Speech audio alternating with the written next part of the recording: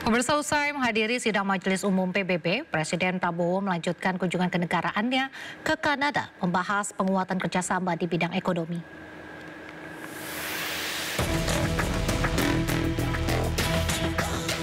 Presiden Prabowo tiba di Bandar Udara Internasional Ottawa McDonald Cartier, Kanada, Rabu 24 September.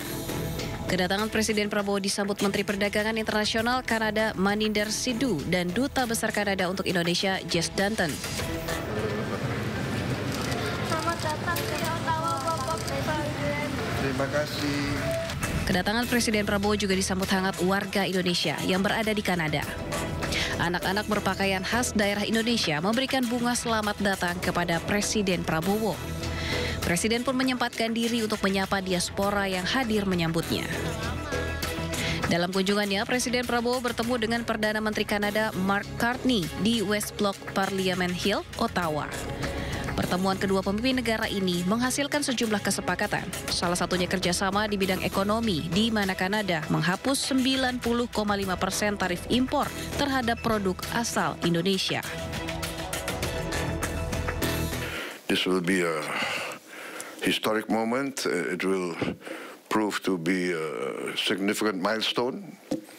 And as you mentioned, we worked very hard, sir. We studied 9,000 pages of agreement.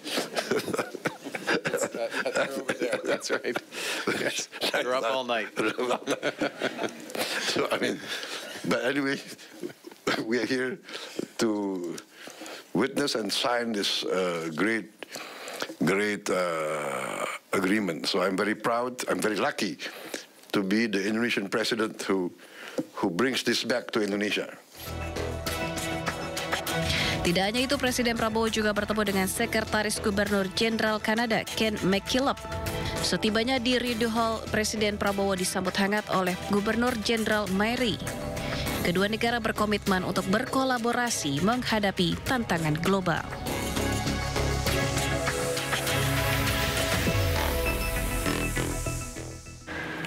Usai dari Kanada, Presiden Prabowo bertolak menuju Belanda untuk bertemu dengan Raja Willem-Alexander.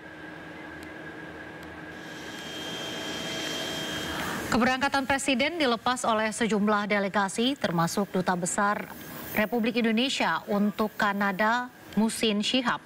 Presiden didampingi oleh Sekretaris Kabinet Teddy Indrawijaya. Selama di Kanada, Presiden Prabowo menjalani sejumlah agenda penting. Di antaranya bertemu dengan Gubernur Jenderal Kanada Mary May Simon.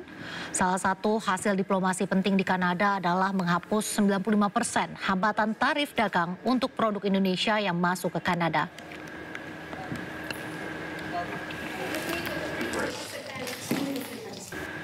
Kembali di Sindo Malam, pemirsa, warga Bangkok dikejutkan dengan lubang runtuhan atau sinkhole yang terjadi di jalan raya, tepatnya di depan Rumah Sakit Fajira Distrik Dusit, Bangkok, Thailand.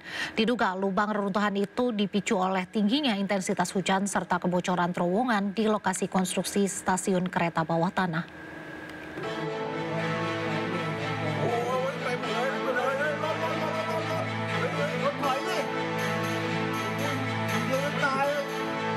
Dari rekaman video amatir warga, sejumlah mobil dan tiang-tiang listrik ikut amblas, sedangkan pipa air pecah akibat lubang runtuhan atau sinkhole yang terjadi di jalan raya, tepatnya di depan Rumah Sakit Fajira Distrik Dusit, Bangkok, Thailand.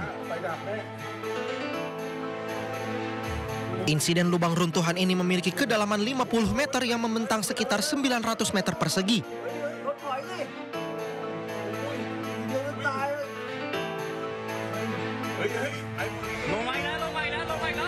Diduga lubang runtuhan dipicu oleh tingginya intensitas hujan serta kebocoran terowongan di lokasi konstruksi stasiun MRT baru.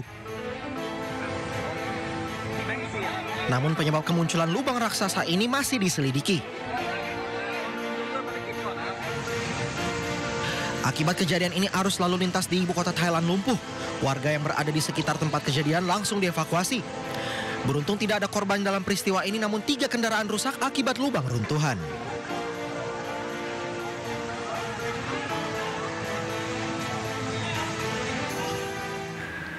Sebuah pesawat tak berawak atau drone yang diluncurkan dari Yaman telah menyerang kota selatan Eilat, Israel. Lebih dari 20 warga Israel dilaporkan terluka atas kejadian tersebut.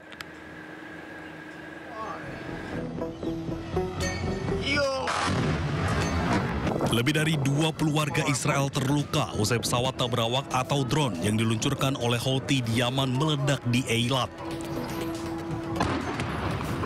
Drone jatuh di wilayah Eilat setelah pertahanan udara Israel gagal mencegat.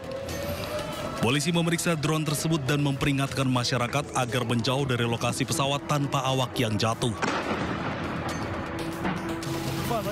Hal ini terjadi beberapa hari setelah pesawat tak berawak lainnya menabrak sebuah hotel di kota Resor Laut Merah.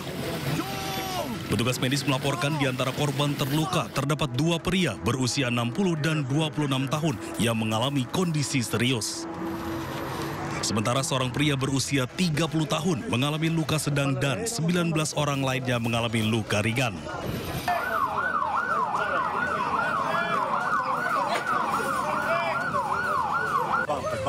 Militer Israel mengakui upaya untuk mencegat drone tersebut telah gagal dengan 2 rudal pencegat Iron Dome ditembakkan ke pesawat tak berawak tersebut dan mencatat bahwa sirene telah membunyikan peringatan akan adanya serangan sesuai protokol. Ini bukan pertama kalinya Eilat diserang oleh militan Houthi sejak Israel melancarkan serangan di Gaza.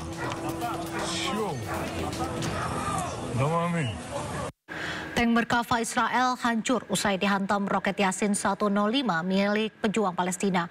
Peristiwa tersebut terjadi di barat daya kota Gaza.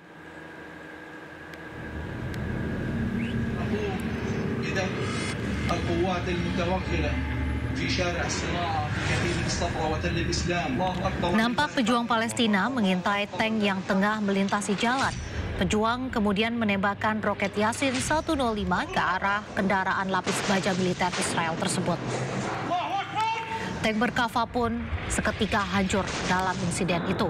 Sebelumnya, pada Senin lalu, IDF diketahui mengaku komandan Brigade Bersenjata ke-7 dari Batalion 77 tewas di Tel Hawa akibat terkena RPG. Sementara itu, Israel memperluas operasi militernya di kota Gaza yang bertujuan untuk membebaskan para sandera dan melenyapkan Hamas.